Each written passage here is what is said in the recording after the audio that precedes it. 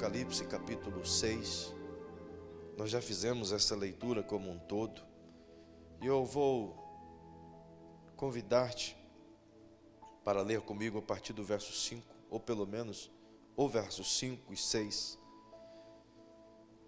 E vamos continuar nossa meditação nesta manhã. Tem sido importante isso que a gente tem ensinado aqui. Muitas pessoas têm aprendido, transmitido, visto que além de estarmos aqui pela manhã, é veiculado através do site da igreja, e alguns irmãos propagam isso via Facebook e tem tido relevância, onde pessoas têm sido edificadas. Apocalipse capítulo 6, verso 5 diz assim: Quando o Cordeiro abriu o terceiro selo, ouvi o terceiro ser vivente dizer: Vem. Olhei e vi um cavalo preto. O seu cavaleiro tinha uma balança na mão.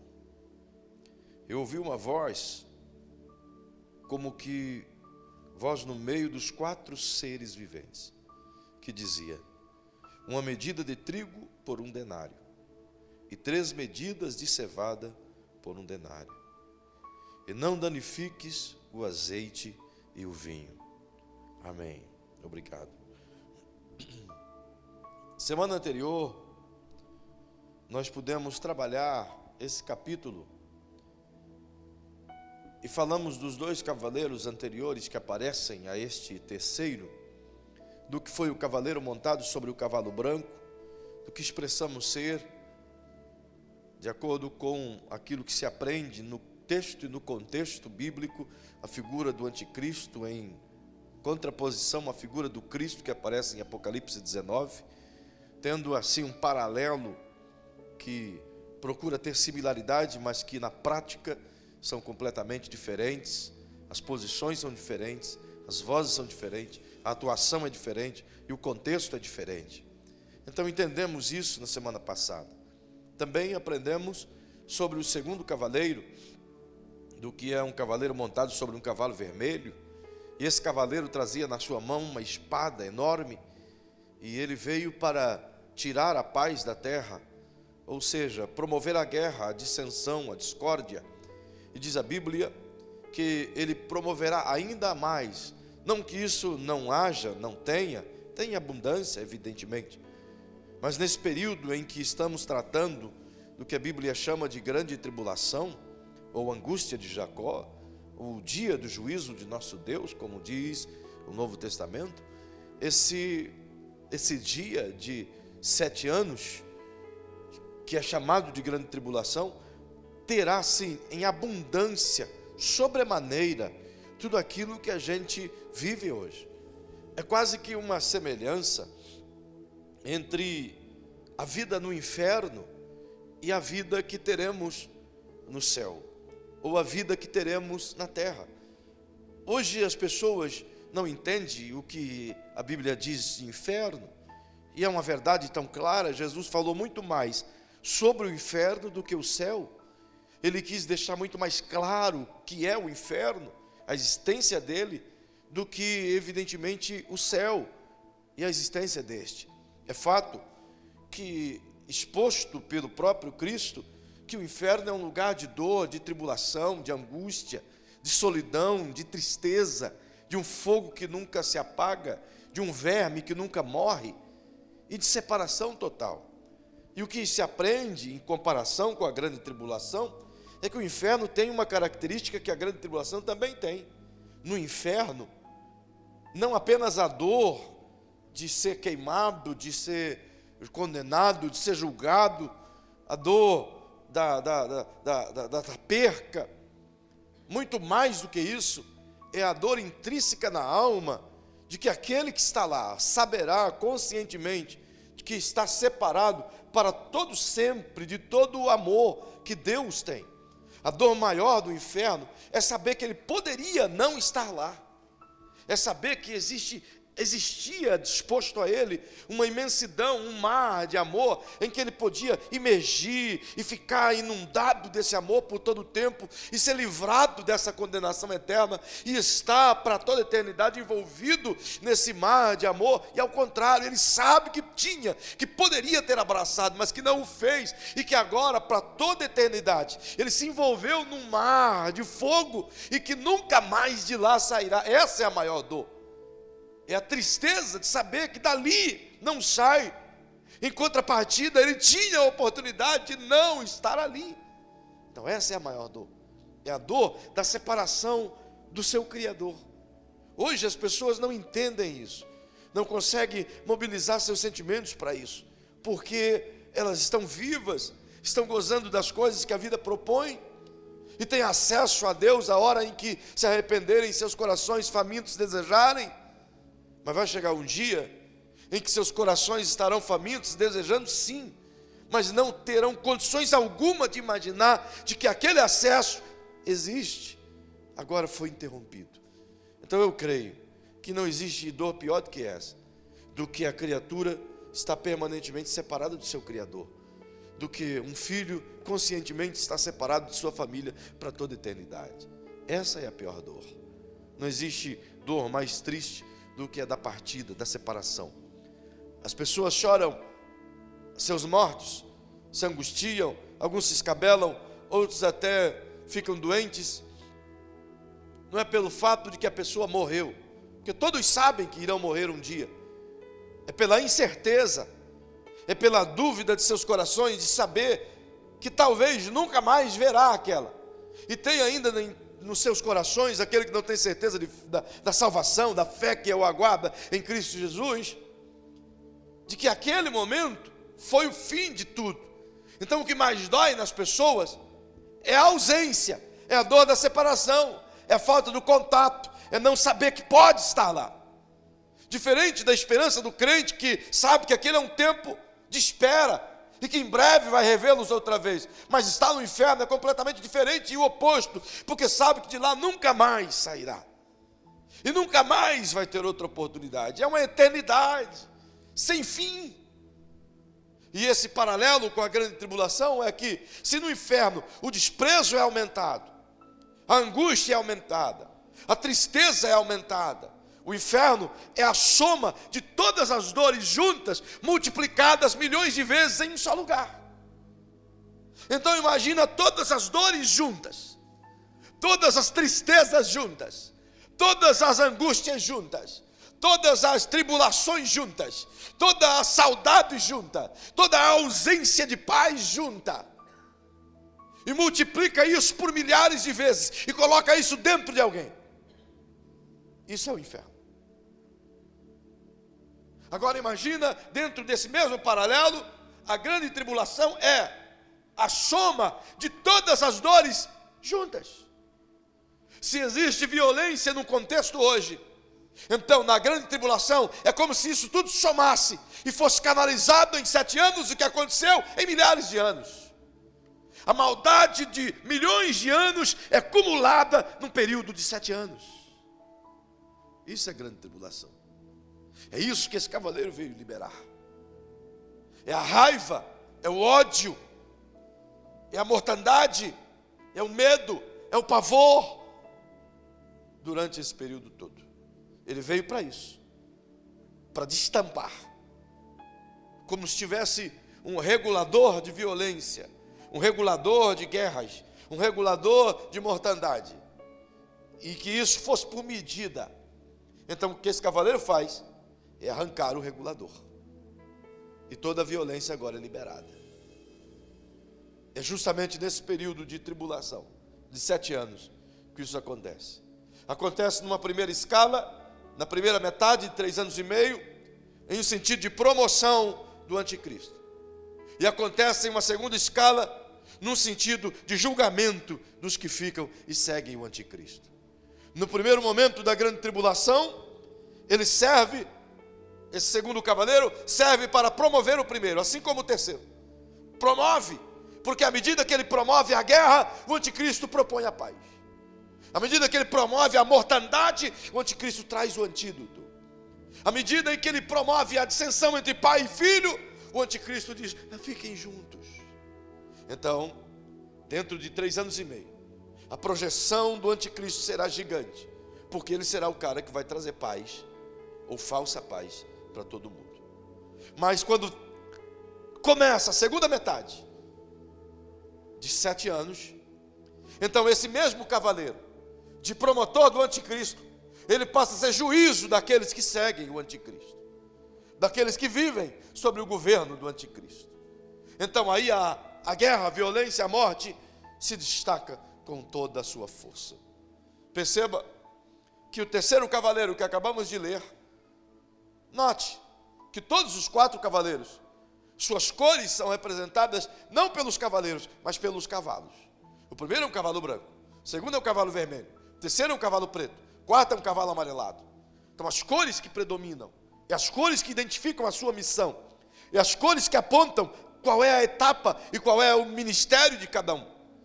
Logo, esse terceiro cavaleiro, montado sobre o cavalo preto, ele traz uma curiosa balança em sua mão. E diz a Bíblia que ele representa a fome que assolará a humanidade como um todo. Hoje existe cerca de 4 milhões de famintos diários. Pessoas que morrem de fome diariamente. Cerca de 4 milhões. Existe cerca de 600 milhões de pessoas que sofrem de fome diária. Destes, 4 milhões sucumbem à fome diariamente, segundo dados da FAO. FAO é uma organização que trabalha em combate à fome, um órgão das Nações Unidas. Agora, perceba que nesse período da grande tribulação, tudo vai ser em grande escala. Embora uma grande parte da sociedade foi arrebatada, mas o mundo sofrerá caos, o mundo sofrerá tribulações tais que as primeiras coisas a serem atingidas serão justamente aquilo que gera alimentação para esse povo todo. E você percebe que esse cavaleiro vai trabalhar ceifando não pessoas, mas ceifando o que alimentam as pessoas. Ele que vai promover. Eu disse semana passada em que a fome será tão grande que o Salmo 75, o autor expressa como um tom profético, e o verso 8 diz que aqueles que viverem nesse período, tal vai ser a fome, que eles comerão as próprias fezes, por conta de não morrer. Quase que é um ciclo, sai e volta, coisa triste. Perceba que em meio a essa tribulação, Ezequiel diz no capítulo 4, versículo 9 e 10, de que as pessoas realmente terá um tempo em que elas terão a comida medida por medida, ou seja, individualmente, cada um poderá obter uma ração diária, de acordo com aquilo que possui de posses. Vai chegar um tempo em que faltará pão para essa gente toda, e o anticristo vai tentar solucionar esse caso, e durante um período ele conseguirá, mas no outro período absolutamente impossível. Perceba que na mesma proporção que o primeiro cavaleiro promove, o segundo cavaleiro promove, esse terceiro também promove. Só que a sua promoção é por um tempo limitado. Diz a Bíblia, em que está determinado nesse período, pelo próprio Deus. Afinal de contas, a voz que esse cavaleiro escuta, ela provém do meio dos 4 seres viventes que você aprendeu no capítulo 4. E essa voz diz a ele, de uma forma muito clara, eu vi uma voz que veio do meio do trono, ou do meio dos 4 seres viventes, que dizia: 1 medida de trigo por 1 denário, e 3 medidas de cevada por 1 denário. Ele está expondo uma medida pequena, racional, que mal dá para alimentar uma pessoa. 1 denário é um salário de um dia. Seria hoje, na nossa moeda corrente, o salário de um dia em torno de 100 a 150 reais. Seria em média, de acordo com o valor de 1 denário. Digamos, seria, portanto, uma medida, um copo de arroz, em torno de 315 ml. é um copinho. Então um copinho de trigo, R$150. Essa é a medida. A aveia, ou que é aqui exposta, a cevada melhor, não era o alimento comum do judeu naquele tempo. Nem ainda hoje é alimento comum das pessoas. Ao contrário, é usada mais para bebida. Perceba que a cevada na época era utilizada como ração alimentar de animal. E ainda hoje o é para a produção de leite e tantas outras coisas.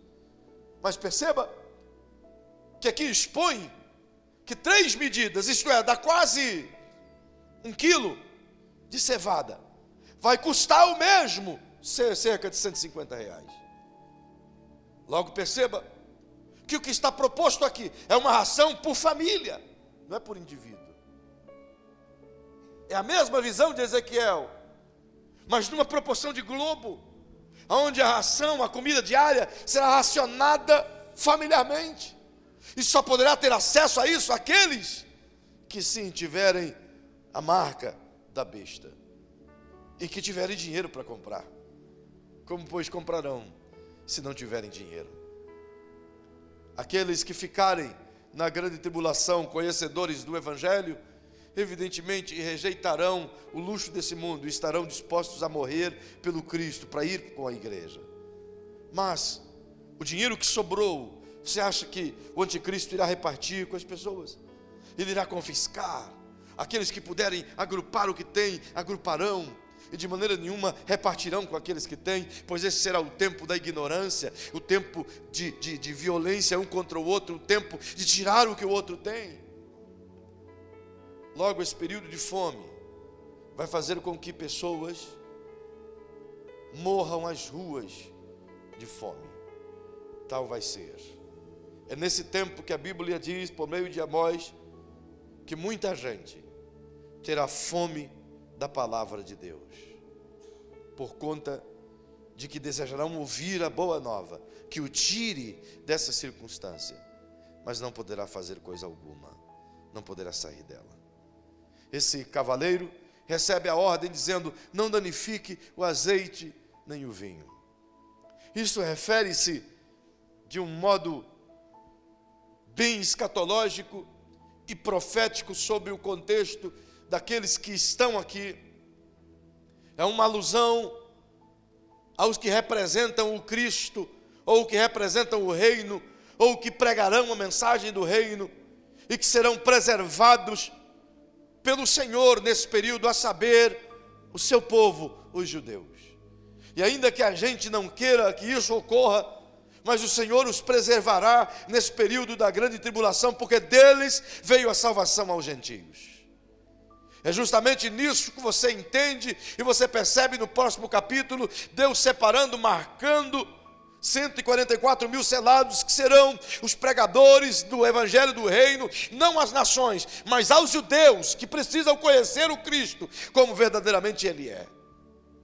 Então a alusão é, essa gente você vai preservar. O azeite e o vinho que promove a alegria, e o azeite que propõe a conjuntura de unção, ou seja, aquilo que é consagrado, aquilo que é guardado, aquilo que é marcado, aquilo que é separado, esse fica aí, não mexa, não danifique. Mas os que vivem sobre a terra têm o seu domínio.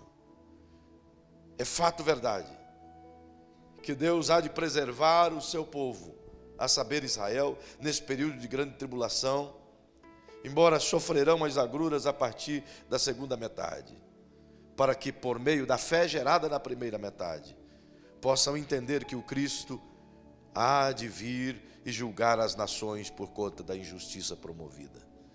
É dentro dessa perspectiva que você vê esse cavaleiro trabalhando. E você vê de imediato, logo após ele, e é uma sequência, o primeiro, o segundo, o terceiro, o quarto, um após o outro, um trazendo malefícios após aquele que já trouxe. O quarto cavaleiro aparece, e é aberto o seu selo, onde a Bíblia diz, no versículo 7, quando o cordeiro abriu o quarto selo, ouvi a voz do quarto ser vivente que dizia: vem. Olhei e vi um cavalo amarelo, e o seu cavaleiro se chamava Morte, e o inferno o seguia.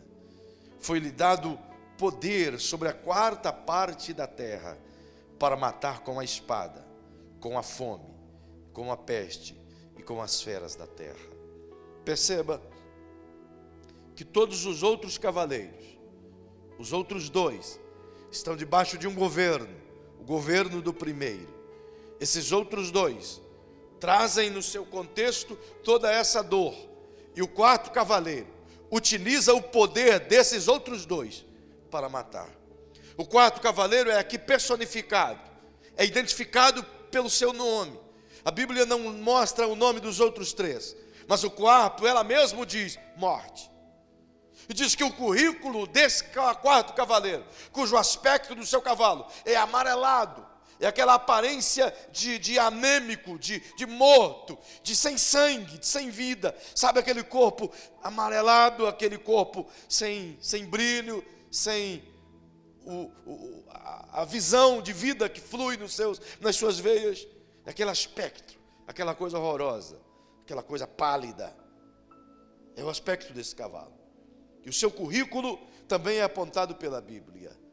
O chama de um inferno o seguia. Imagina um cara cujo currículo dele é: o que você tem no seu currículo? O inferno está vindo nele. O que você traz no seu currículo? Tudo que tem no inferno é o que eu trago no meu currículo. Quando a Bíblia diz que o inferno seguia, ela apresenta como que um receptáculo da morte. É como se ele trouxesse, como se ele fosse uma colheitadeira, e trouxesse paralelo à colheitadeira a carreta que carrega os grãos. Então ele é a colheitadeira, a morte, e a carreta que carrega os grãos é o inferno. E a Bíblia diz que se tem uma coisa que nunca se cansa, é o inferno de receber os seus mortos.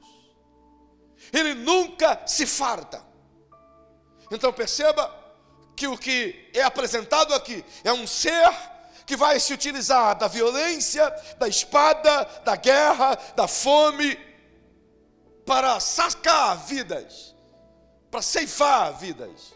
E é dado a ele um número exato.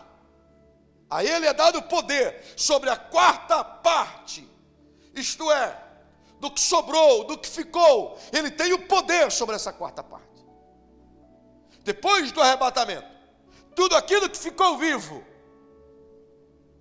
se 5 bilhões, se 3 bilhões, não sei. Mas se você quiser fazer conta, faça. 25%, portanto, do que sobrou, está no poder dele para matar. Não está no poder para ele gerenciar. Não está no poder para ele governar. Não está no poder para ele fazer súdito. Está no poder para ele ceifar. E ele vai ceifar por meio desses mecanismos. Inclusive, diz a Bíblia, que o poder que tem, ele vai utilizar inclusive as feras da terra. É interessante utilizar aqui uma exegese, porque o texto, quando diz a peste e as feras da terra, a palavra grega aqui para peste é traduzida por animais pequenos, não como uma doença em si, não como um vírus, não como um câncer ou uma lepra, uma coisa assim, mas traduzido como animais pequenos, como que transmissores disso, como que os animais fossem os transmissores da peste, entendeu? Isso dá a nos entender algumas coisas que provocaram pestes no mundo inteiro, como por exemplo a tal da peste bubônica, transmitida pelos ratos. Hoje, no tempo atual, 2015, estima-se que a população de ratos no mundo, pela quantidade de seres humanos que existem, que a população de ratos existente no mundo é cerca de 30 trilhões de ratos. Se a humanidade tem 6 bilhões, existe cerca de 30 trilhões de ratos. E eles se proliferam de uma maneira gigantesca. E quem há de dizer que nesse tempo, onde acumular-se-á muito mais sujeira, muito mais destruição, muito mais escombro, muito mais escuridão, muito mais nebulosidade, que essa raça, por exemplo, não possa se multiplicar, ou simplesmente sair dos escombros, ou simplesmente sair do subsolo, e decidirem andar pelas ruas. Já imaginou? O quanto de doenças isso vai transmitir? O quanto de pestes isso vai promover? A cada dia aparece uma nova modalidade. Até há poucos dias, o Aedes aegypti era o vilão de todos. E agora ele já acumulou mais algumas coisas. Parece que ele está se preparando, está se transformando. É quase que a mutação. O X-Men está se transformando no mosquito. E dele já vem o chikungunya. Já vem o tal de Zika. Por que não coloca uns outros nomes menos feios, né? Parece que esses bichinhos estão se modificando para trazer exatamente o que esse texto aponta: pestes, pequenos animais que transmitem morte. Coisas que a gente não consegue imaginar, porque não paramos para pensar. Dificilmente gostamos de ler esses textos, dificilmente gostamos de observá-los. E muitos de nós até têm dúvida e perguntam: será? Será mesmo? A verdade clara na Bíblia Sagrada é que, assim como todas as coisas que o Senhor disse que aconteceria e aconteceu, Apocalipse não foge à regra. Ao contrário, cada vírgula, cada detalhe, cada palavra do que está escrito vai acontecer nesse mundo, quer a gente acredite, quer a gente não acredite. Eu é que não vou ficar aqui para ver. Nem quero essa experiência. Pergunte para quem está ao seu lado: eu te dou minhas coisas para você ficar, quer? Você pode ficar com a minha casa, com o meu carro, com tudo aí, e você pode usar como quiser para você fazer pesquisa e avaliar, ver se tudo isso aqui é verdade ou não. É ruim. Logo percebam que o que a Bíblia está dizendo é uma realidade. Note que além das pequenos animais transmissores, a peste que vem, ele ainda vai usar o poder das feras da terra. Os animais se revoltarão. Ele vai se utilizar de animais ferozes para ceifar vidas. Por quê? Porque existem lugares que esses animais ainda predominam, como África, Pantanal, que esses animais servirão-se de carne humana. Isso é até quase que uma preparação, porque durante esse período de 7 anos assim vai acontecer. Mas depois de 7 anos, quando Cristo voltar em glória e estabelecer o juízo, e estabelecer após o juízo o seu reino, então a Bíblia diz que a terra por 1000 anos gozará de perfeita paz sob o reino, o domínio do Cristo, Filho de Deus, e o seu povo reinará com ele. Nesse período, diz o profeta Isaías, os animais ferozes que há 7 anos antes matavam, que há 7 anos antes serviram como instrumento de justiça, agora viverão com as crianças. O leão comerá capim com o cordeiro. Aleluia. Que uma criança brincará com a serpente.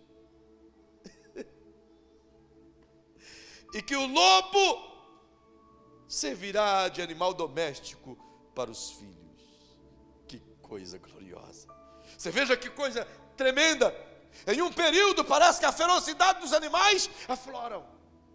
Passam 7 anos, o Cristo vem. E quando o Cristo chega, a paz reina. E é sempre assim. Onde ele chega, a paz reina. Onde ele vem, a discórdia vai embora. Onde ele reina, a guerra se dissipa. E quando ele chegar, por ocasião da sua vinda em glória, em Apocalipse 19:11, o reino milenial se estabelece. E a igreja gloriosa, perfeita, linda, preparada, vem com ele para reinar durante 1000 anos sobre essa terra. Como vai ser gostoso, vai ser demais. Glória a Deus. Perceba que após esse cavaleiro, que é um instrumento de juízo, abre-se, portanto, o 5º selo. Diz a Bíblia, verso 9: quando ele abriu o 5º selo, vi debaixo do altar as almas dos que foram mortos por causa da palavra de Deus e por causa do testemunho que deram, e clamavam com grande voz, dizendo: até quando, ó verdadeiro e santo soberano, não julgas e vingas o nosso sangue dos que habitam sobre a terra?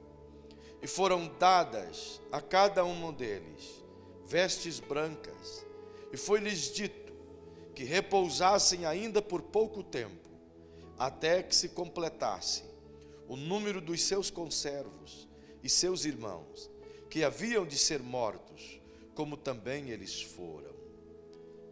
A visão de João agora o leva para um ambiente, como que debaixo do trono de Deus, em um lugar bonito, calmo, é céu, é um ambiente gostoso, é um ambiente glorioso, mas não é o paraíso. É um ambiente reservado a pessoas martirizadas, onde, nesse período da grande tribulação, são os mártires que preferiram perder a vida a ser governado pelo anticristo. São pessoas que serviram a Deus, como hoje, por exemplo, mas de alguma maneira sua vida não estava preparada. De repente, não perdoou quem deveria perdoar, não cuidou do que deveria cuidar. De repente, conhecia a verdade, estava na igreja, mas estava no mundo, servia a Deus no coro, mas ao mesmo tempo servia o diabo no mundo. Está na igreja, mas o coração está lá fora. Faz parte do corpo do Cristo, mas sua alma deseja as coisas do pecado. De alguma maneira, contaminado.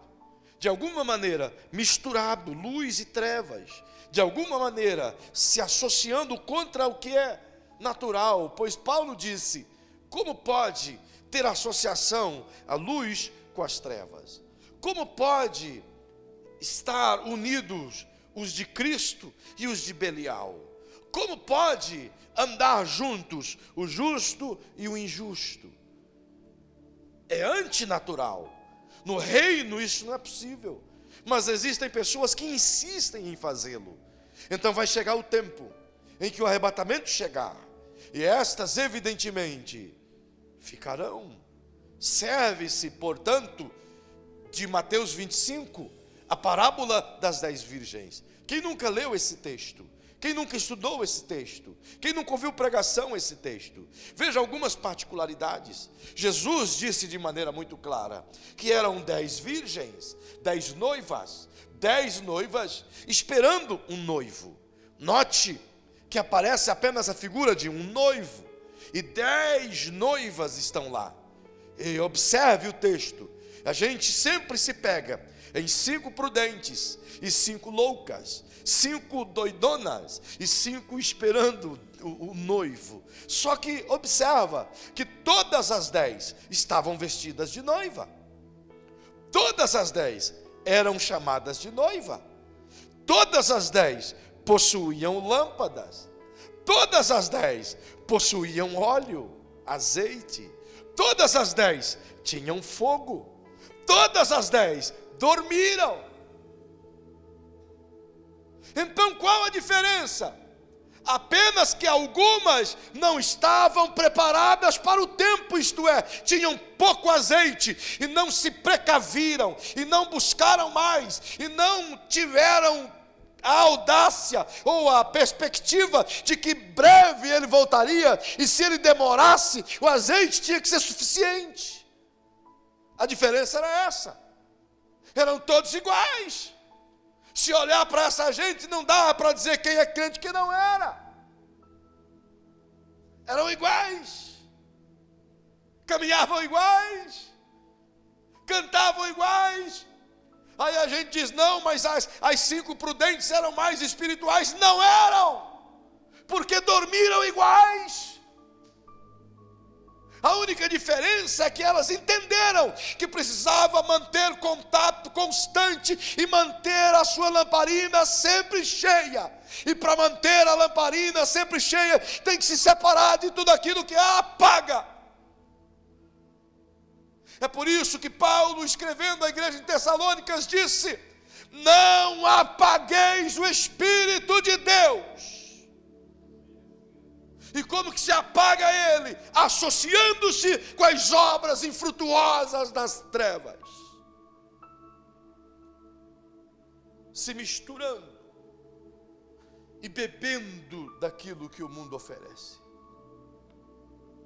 Amando o que o mundo ama. Não dá para ser assim. E por conta disso, o arrebatamento vem. Não dá tempo de correr atrás. Não dá tempo de ir na venda. Não dá tempo de se curvar diante do viticultor e dizer: Senhor, abastece a minha lamparina em comunhão, em relacionamento, em dedicação ao teu reino, em amor à tua palavra, em temor ao seu Senhor. Não dá tempo. Por quê? Porque a Bíblia diz que o arrebatamento será de repente, num abrir e num fechar de olhos. Dizem os entendidos que são 0,18 milésimos de segundo. Pisque o seu olho, por favor. Já foi. Feche seus olhos, por favor. Vamos usar a terminologia do texto. Num abrir, você está com os olhos fechados. Abra. Já foi. Faça de novo, só para você ter essa ideia. Feche seus olhinhos. Quando eu disser sim, você abra. Sim, já foi. Dá tempo? Dá tempo de ir comprar azeite? Dá tempo de se arrepender e dizer: Senhor, até ontem eu vivi no mundo, até ontem eu fui no baile, até ontem eu fui dançar um forró, até ontem eu bebi uma bebidinha alcoólica, até ontem eu me embriaguei, até ontem eu me prostituí, até ontem eu me cobicei, mas agora... espera um pouquinho, só para mim me consertar. Não dá tempo. Já foi. Aí a gente imagina que apenas as coisas visíveis. Mas se eu acabei de mentir agora, eu estou andando com os pés do diabo. Pois a Bíblia diz que aquele que tem o Cristo não vive pecando. Perceba que será muito, muito rápido. E é por conta disso que a vida do servo e do filho de Deus precisa ser pautada no relacionamento com Ele, constante, contínuo. A única coisa que não nos faz viver no pecado desse mundo não são regras de igrejas. Não são RI, como dizem aí fora, regimentos internos ou estatutos de organizações eclesiásticas. Isso serve apenas para alimentar uma burocracia dos países. No reino não é isso que promove santidade. No reino o que promove santidade é um relacionamento contínuo com o Pai. E o fato de eu estar relacionando-me com Ele continuamente quer me afastar de tudo aquilo que contamina, que traz a separação entre eu e Ele. Então eu não quero aquilo que ameaça o meu relacionamento. O problema das pessoas é que elas não têm relacionamento com Deus. Elas vivem uma vida religiosa, mas longe de relacionamento. O céu é lugar de quem quer se relacionar, não de quem quer tirar uma férias. É por isso que essa gente está aqui. E a Bíblia diz multidão, milhões. Que depois que o arrebatamento aconteceu, estas pessoas também querem o céu. também querem ir. Elas sabem que a igreja foi arrebatada. Elas sabem. Então o único jeito agora é negar o anticristo. É rejeitar o anticristo. Rejeitar o seu governo. Rejeitar o seu domínio. E para rejeitar o seu domínio, tem que abraçar a morte. É o efeito retardatário da graça. A justificação, a ação ativa da justificação por meio da graça vai continuar, mas vai exigir das pessoas uma fé apenas dela mesma. Eu vou explicar isso dentro do contexto do reino e você vai ficar pasmo como que funciona o agir da graça. Mas eu vou te dar só um vislumbre do que é, só para você entender como essas pessoas poderão ser alcançadas, como elas serão salvas. A graça é algo tão poderoso, é algo tão extraordinário, e a gente quase não pensa sobre a graça, quase não observamos o poder dela, o potencial dela. Graça significa poder a favor imerecido. Graça significa alguém que fez aquilo que a gente não podia e não merecia de coisa alguma ter, alguém fez e deu. Isso é graça.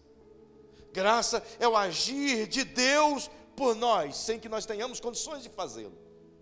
Agora, a gente só imagina a graça nesse aspecto. A graça nos salvou. Não, muito mais do que isso. Para que a graça nos salvasse, eu vou te mostrar tudo isso no reino. Nós não tínhamos condições alguma nem de alcançarmos a graça. Então, onde a graça entra em operação, a primeira coisa que a graça faz, ela opera o crer.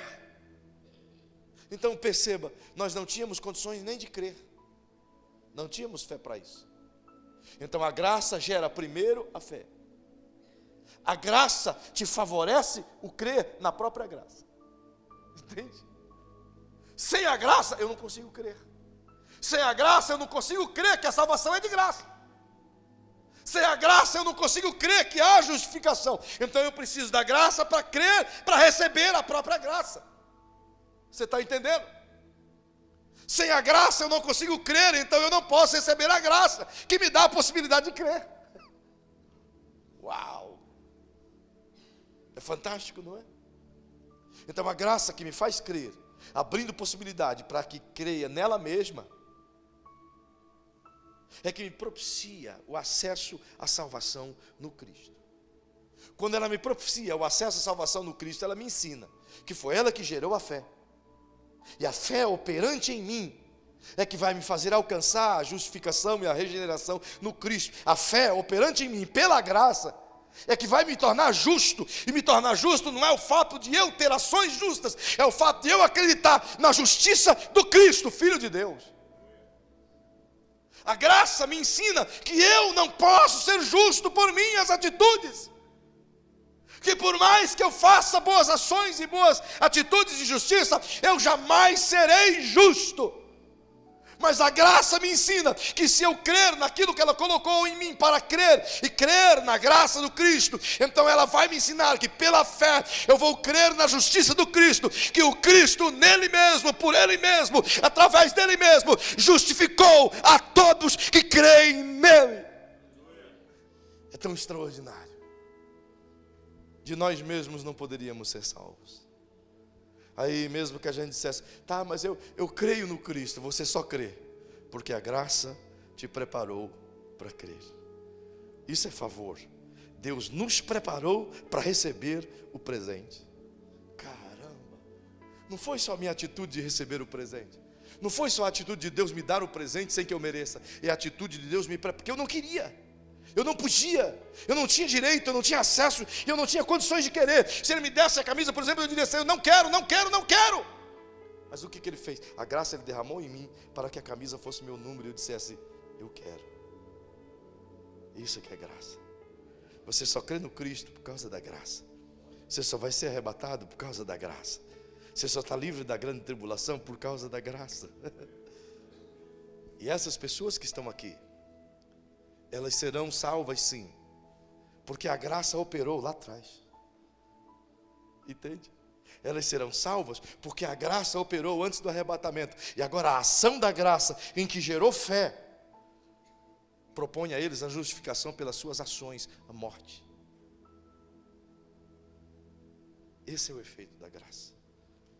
E se é tão difícil seguir a Cristo, tendo a ajuda presente do Espírito Santo, tendo a cobertura amorosa da graça de Cristo derramada sobre nós, e às vezes a gente quer fraquejar, às vezes vem uma luta aqui, outra acolá, às vezes vem uma prova aqui, outra acolá, e a gente de imediato já lança tudo isso, culpa no Cristo. Até parece que antes de aceitar a Jesus a gente não sofria, né? Aí a gente acaba atribuindo, agora estou sofrendo tanto e tal, por tanta luta, tanta prova. Antes vivia pior. Só que a diferença é que a gente não via. A gente aceitava o sofrimento como coisa natural. E depois que aceita o Cristo, acha que agora é vítima de tudo. Enquanto está no mundo, está no mundo. E por conta de achar que somos vítimas de tudo, então a gente diz, acho que não dá para continuar. Aí eu vou desistir desse negócio de fé, de evangelho. Esses dias um crente me disse, pastor, a igreja é um lugar, olha, difícil de conviver. Porque tem muita gente com problema. Eu digo, então, irmão, você é mais um que está lá dentro. É difícil porque você está lá dentro, irmão. É difícil porque eu estou lá dentro. Vamos sair da igreja para você ver como é que vai ficar bom. É só todo mundo sair da igreja que fica tudo perfeito. Porque a igreja é o único lugar que se concentra só pessoas com problemas. Quer uma igreja perfeita? Morre. O céu tem uma igreja perfeita. Porque só entra lá os que foram justificados pela graça. Agora, eu acho fantástico esse negócio de reino, de graça. E é isso que o texto termina para me ensinar. Porque, queridos, onde você vai encontrar uma instituição que agrega toda uma montoeira de pessoas com problemas, e essa instituição permanece ativa, crescente por mais de 2000 anos. Onde você vai encontrar uma empresa onde coloca um monte de gente no mesmo lugar, cada um com um problema mais cabeludo do que o outro, e ela continua ainda crescendo e dando certo, um ajudando o outro. Onde você vai colocar isso?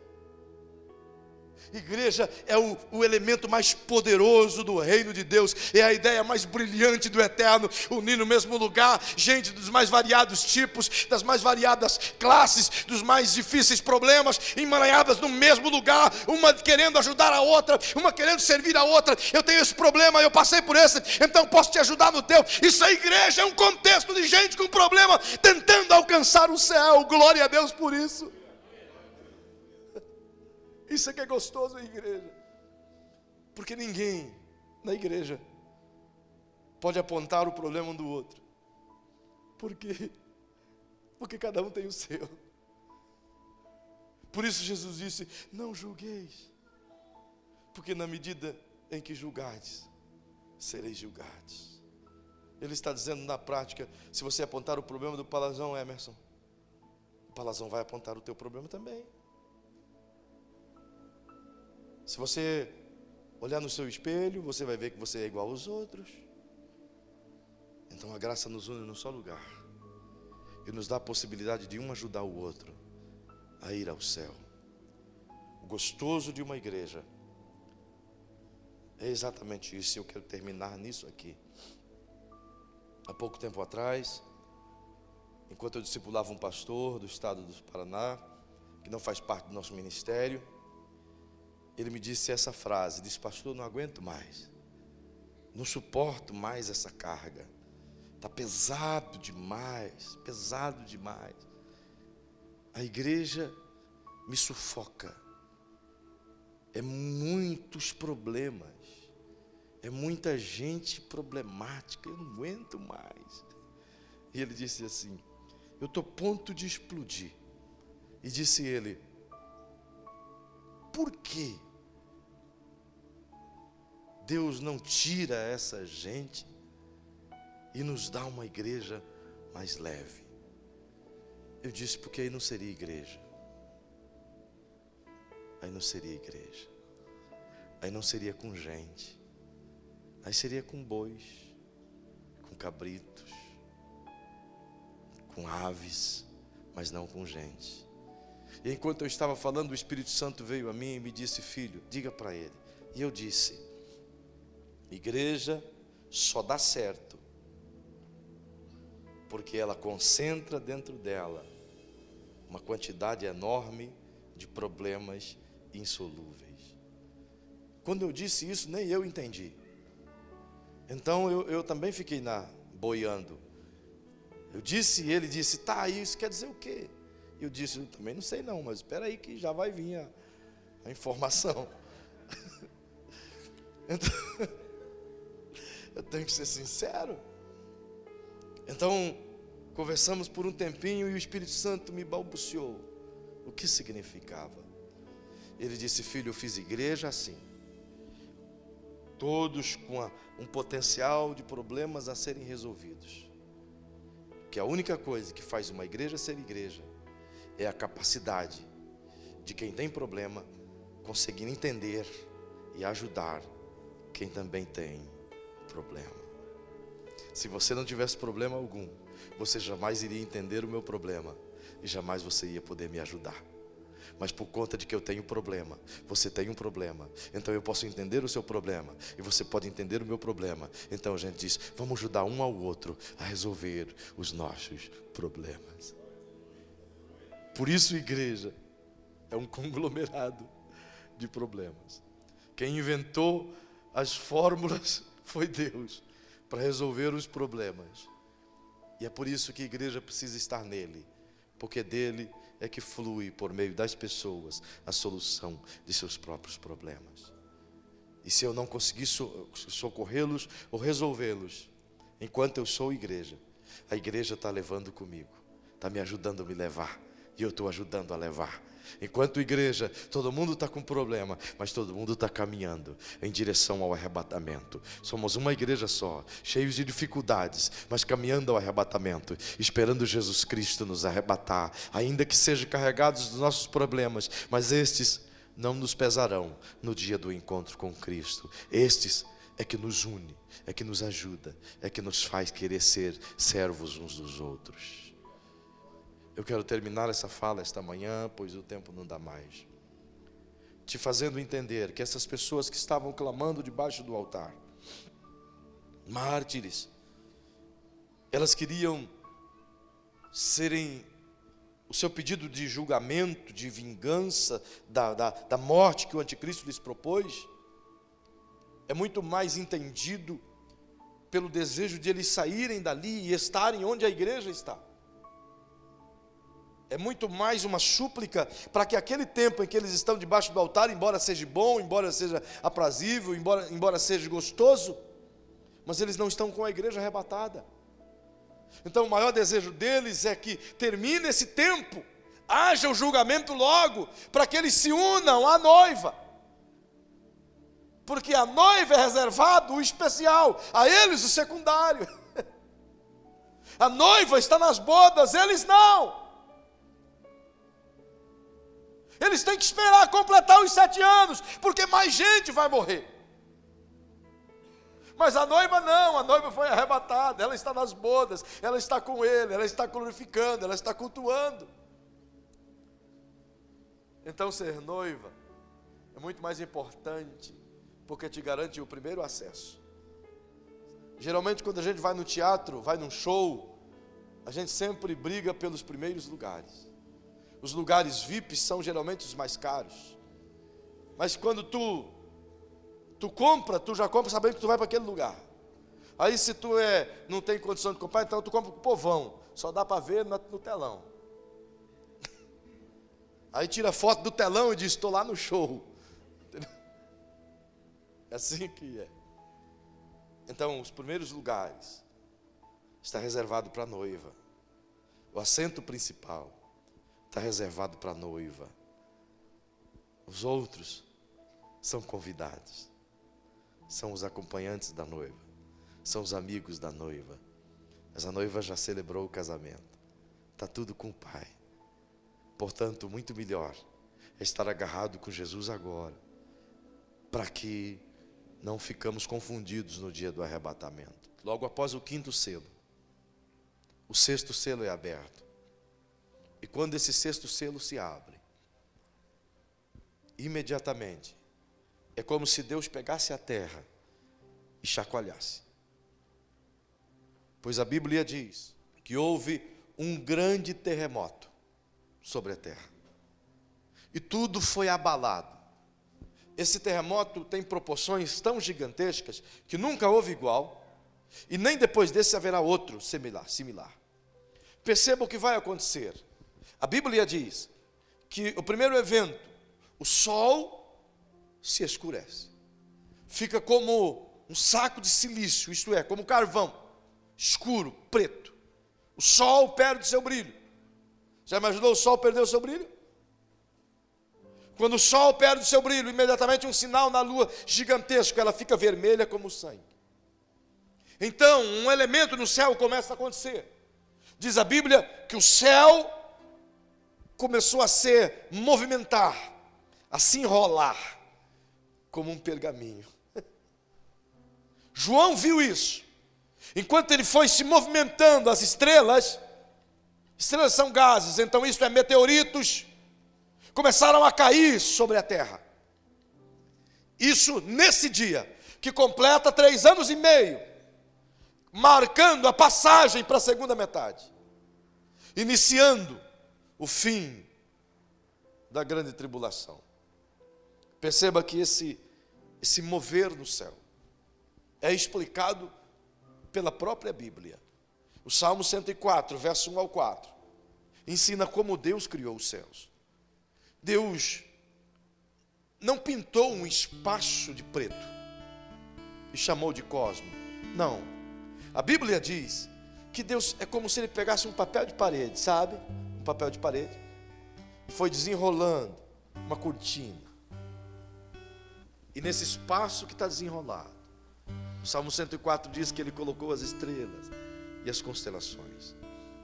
Isaías no capítulo 34 e o verso 4 também diz: os céus se enrolarão como um livro, como um pergaminho quando se enrola. Já o Salmo 104 diz: o Deus desenrolou os céus como quem desenrola uma cortina. Então é assim que Deus fez os céus. É por isso que os céus continuam a crescer. É por isso que de vez em quando os cientistas descobrem uma nova galáxia, porque o céu continua a desenrolar, continua a expandir. Mas nesse tempo, ele vai recolher. E à medida que ele começar a recolher, as estrelas começarão a cair. Por conta dessa oscilação cósmica, a Terra será chacoalhada. Então, as placas tectônicas, elas se moverão. E o texto diz que as ilhas desaparecerão. O Havaí, as Ilhas Canárias, tudo isso afundará no oceano. Fernando de Noronha, com toda a sua beleza, desaparecerá.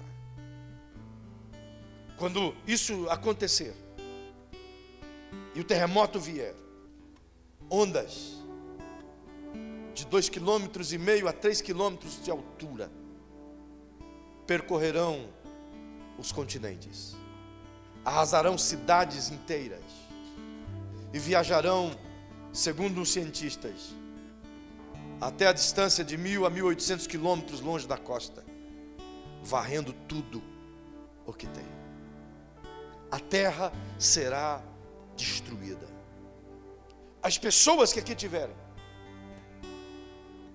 elas olharão para as montanhas que ainda estão balançando e correrão para o pé dessas montanhas e clamarão: caiam sobre nós e nos escondam do rosto daquele que está sentado sobre o trono, pois é chegado o dia da sua ira, e quem vai poder resistir? A terra perde o equilíbrio. Começa a segunda metade da grande tribulação, 3 anos e meio finais. O reino do anticristo é partido no meio. E de agora em diante ele decide ser Deus. E entra no templo em Israel e afirma: eu sou o Cristo. Israel rejeita isso. Os 144 mil estavam pregando durante 3 anos e meio de que o reino do Cristo iria vir. E esse não é o Cristo. Então agora, as pragas de fato começarão a acontecer. O 7º selo nós iremos estudar na próxima semana.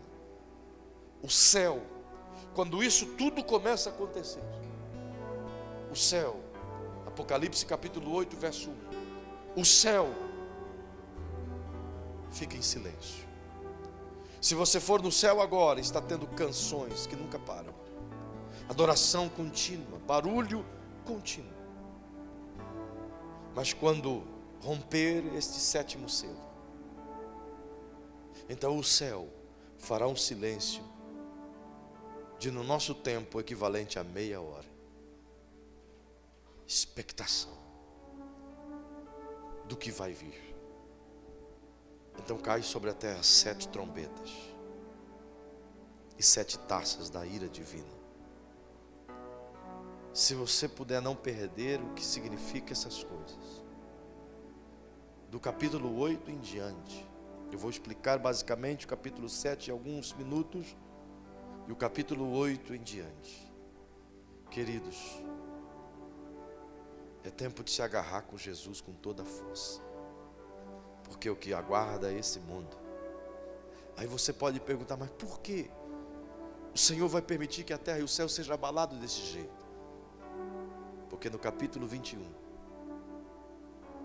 João disse e viu: então vi um novo céu e uma nova terra, porque o primeiro céu e a primeira terra já não existem, vai ser abalado. Aleluia. Porque um reino de justiça, de paz, de amor, de santidade, de luz, aonde não precisa de sol, aonde não precisa de comida, aonde não precisa de lua, aonde não precisa de templo, aonde não precisa de sacrifício, já está reservado para aqueles que amam ao Senhor. É por isso que Jesus disse: vinde, benditos de meu Pai, para o reino que vos está preparado desde a fundação do mundo. Aleluia. Esteja em pé, por favor. Oh, aleluia. Por isso Jesus sempre ensinou: não se apegue às coisas dessa terra, não se agarre às coisas daqui, porque tudo que tem aqui perecerá, tudo.